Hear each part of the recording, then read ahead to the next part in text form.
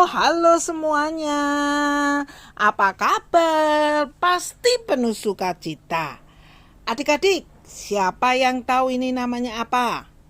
Betul, ini adalah kincir angin. Nah, apa gunanya kincir angin? Kincir angin ini dengan adanya tenaga angin akan membantu menyalakan generator mesin untuk memompa air keluar dari lahan menuju ke sungai. Di Belanda banyak sekali lahan-lahan yang penuh dengan air. Dan kincir angin ini membantu lahan ini menjadi kering. Tenaga yang dihasilkan juga digunakan untuk menyalakan mesin dalam proses penggilingan gandum dan pembuatan tepung. Pada zaman dulu ketika teknologi ini belum maju, kincir angin ini sangat membantu negeri Belanda, sehingga negeri Belanda terkenal juga sebagai negeri kincir angin.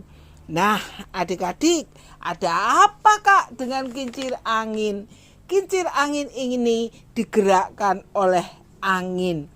Angin tidak terlihat, tetapi dia bisa menggerakkan kincir angin ini untuk dapat melakukan sesuatu yang sangat bermanfaat bagi lahan yang basah dan juga untuk penggilingan gandum dan pembuatan tepung. Adik-adik masih ingat ketika Petrus berada di dalam penjara, apa yang terjadi dengan jemaat yang ada di luar? Teman-teman Petrus. Adik-adik, ketika Petrus ditahan di dalam penjara, jemaat dengan tekun mendoakan kepada Allah. Yang di dalam penjara adalah Petrus. Jemaatnya di luar sana, tetapi jemaat dengan tekun mendoakan kepada Allah. Kita tahu kisah akhirnya, Tuhan menolong Petrus melalui malaikatnya. Kadang-kadang kita berpikir, buat apa Kak kita berdoa untuk orang-orang lain? Kita juga tidak tahu apakah doa kita ini bermanfaat atau tidak. Apakah orang lain juga tertolong dengan doa-doa kita? Adik-adik, tidak perlu berpikir yang sampai jauh sekali. Apakah doanya bermanfaat atau tidak?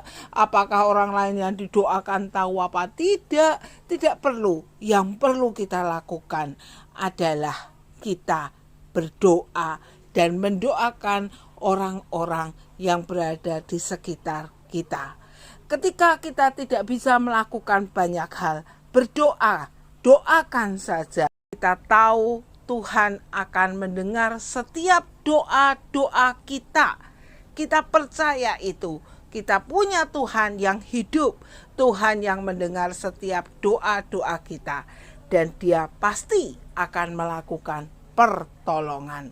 Sama seperti kincir angin yang dapat berputar karena angin. Marilah kita berdoa untuk orang-orang yang berada di sekitar kita.